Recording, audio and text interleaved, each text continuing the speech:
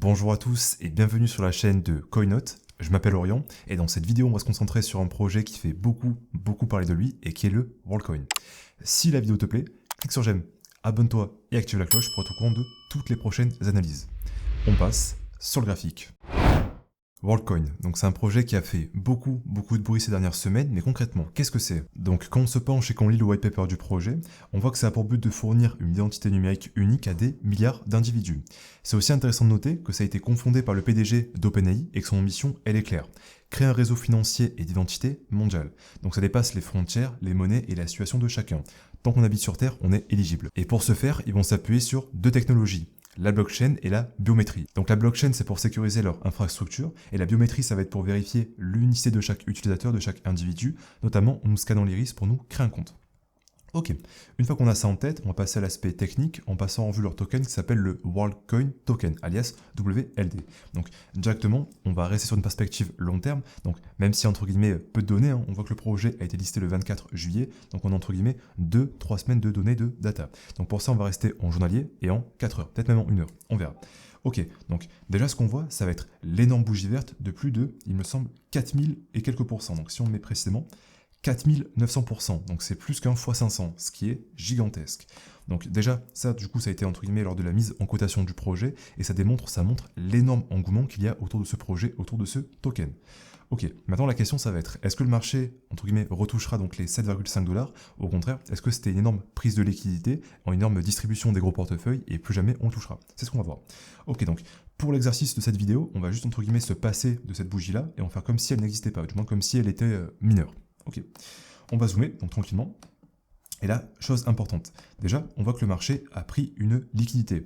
Donc comment est-ce qu'on le voit? On voit que le marché donc, a purgé un point haut et a clôturé sous forme de mèche. Donc quand on clôture sous forme de mèche, donc comme celle-ci, si je zoome bien, donc une belle clôture sous forme de mèche, ça indique que les vendeurs entrent en position et que les acheteurs prennent profit. Donc là, typiquement le scénario, c'est que énormément de gens ont FOMO lorsqu'ils ont vu le x500 qui s'est produit et que forcément maintenant les gros portefeuilles, entre guillemets, leur distribuent leur position.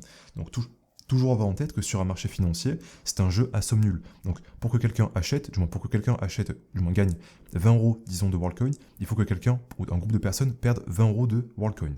Donc en d'autres termes, pour que les gros portefeuilles puissent rentrer, il faut que d'autres personnes, qui elles aussi, entre guillemets, représentent des gros portefeuilles, donc en général l'accumulation de petits bags, de petits holders, de petits portefeuilles, sortent. Chose qui a été le cas. Ok, donc là on assiste à une prise de liquidité qui donc indique que les vendeurs entrent en position et que les acheteurs commencent à prendre profit, et on a aussi assisté à une cassure à la baisse, donc on a assisté à une belle cassure à la baisse. Cette cassure à la baisse indique entre guillemets que pour l'instant toutes les phases de rebond sont faites pour être vendues. Et ça changera lorsque le marché cassera la structure à la hausse. Toujours, très simple, soit on est haussier, soit on est baissier, soit sinon on range et on est neutre. Ok. Là d'ailleurs, on voit, en parlant de range et de zone neutre, on commence pas mal à ranger, et je m'attends à ce que le marché continue de ranger en journalier. Vu la hausse qu'il y a eu, il faut que le marché, entre guillemets, la digère. Et pour la digérer, il faut qu'il prenne son temps. Il faut, qu'il crée des prises de liquidité haussières ou baissières, pour, entre guillemets, pousser le range, donc pour créer des bornes extrêmes du range, haussières ou baissières, et ensuite il faut que le marché crée donc des zones d'achat ou des zones de vente. En parlant de zone de vente, on voit que le marché a créé une belle zone de vente. Donc c'est la bougie verte à l'origine de la baisse. Donc pour récapituler en journalier, on a purgé une poche de liquidité, on a cassé la structure à la baisse et on a créé une zone de vente. Donc la bougie verte à l'origine de la baisse, disons entre les 2,45$ et les 2,20$. Je m'attends à ce que le marché tienne ses niveaux de résistance et casse ses niveaux de support. D'ailleurs on voit qu'on a cassé un bon niveau de support par les 2$. Ok, donc en journalier, c'est plutôt neutre baissier. Bien sûr, si le marché provoque une prise de liquidité supplémentaire et casse la structure à la hausse, on deviendra neutre haussier. Donc ce n'est pas entre guillemets définitif. Ok, on passe maintenant en 4 heures. Qu'est-ce qu'on voit en 4 heures? En 4 heures, on voit que c'est quand même plus intéressant. Donc, on a la petite bougie, comme si elle n'existait pas. Là, on voit quoi? Déjà, on trace le range. Donc point haut et point bas à l'origine du rebond. Donc le petit rebond, entre guillemets, après la zone, l'énorme rejet qu'il y a eu. Donc si je le marque, il y a eu un rejet de combien? Entre le point haut à 7,50$ et le point bas à 1,85$, il y a eu un rejet de moins 75% en une journée. C'est quand même assez impressionnant. Ok, donc en 4 heures, on voit que le marché a créé un range, donc point haut, point bas, entre les 1,80$ et les 2,50$, et ça va nous servir pour délimiter nos bornes extrême acheteuses et bornes extrême vendeuses, donc entre termes de surachat et de survente. En parlant de surachat, on voit qu'on a purgé donc, une belle poche de liquidité, donc celle qu'on a vue en journalier, celle-ci. Donc on voit qu'il y a deux poches de liquidité, celle prise en 4 heures et celle prise en journalier. Pour ceux qui s'en rappellent, la prise de liquidité en journalier, c'est celle-ci, donc elle est magnifique.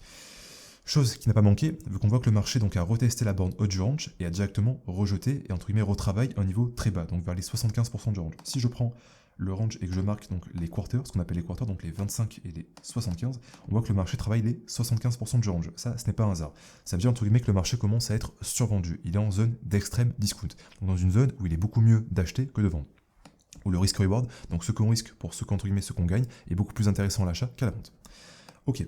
En plus, on voit qu'on a purgé une poche de liquidité majeure, donc le point haut, du moins le point bas à l'origine de la hausse vers les 2 $ qui a été complètement purgé. En plus, on voit que le marché commence à consolider après l'avoir purgé. Donc ça, c'est un bon signe. Nous, ce qu'on veut, c'est entre guillemets des projets qui montrent des signes de force, pas qui montrent des signes de faiblesse, etc., etc. Là, on voit que ça commence à être le cas. Pourquoi? Parce qu'on a purgé une poche de liquidité et on commence à consolider. Donc on commence à accumuler. Maintenant, la prochaine étape, ça serait une belle cassure à la hausse. Donc, poche de liquidité purgée, on va dire vers les 2 $. On touche le 75% du range, donc le retracement, si on préfère. Imaginons, si je prends les quarters, point bas et point haut, ici, on voit qu'on est au 75% du range. Donc, c'est une zone d'extrême discount, une zone où il est beaucoup plus intéressant, comme je l'ai dit, de se projeter sur des achats plutôt que sur des ventes. Ok.